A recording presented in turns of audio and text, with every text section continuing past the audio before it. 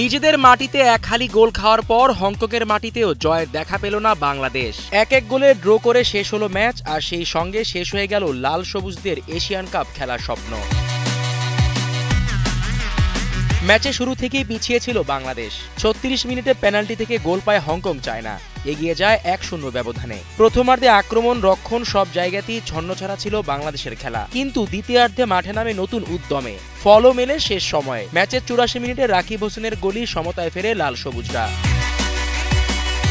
তবুও শেষ রক্ষা হয়নি। শেষ মুহূর্তে আর গোল না পাওয়ায় ম্যাচ ড্র আর পয়েন্ট ভাগাভাগি। এই ড্রয়ে ৪ ম্যাচে মাত্র ২ পয়েন্ট নিয়ে টেবিলের একেবারে তলানিতে বাংলাদেশ।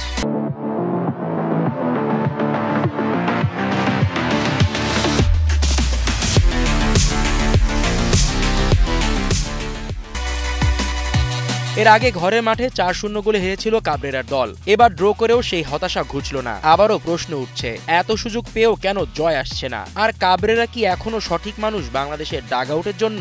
উত্তরটা দেবে সময়। শেষ পর্যন্ত এই ড্র শুধু একটা ম্যাচের ফল নয়, এটা বাংলাদেশের ফুটবলের বর্তমান অবস্থার আয়না। জিসান আহমেদ, কালের কণ্ঠ।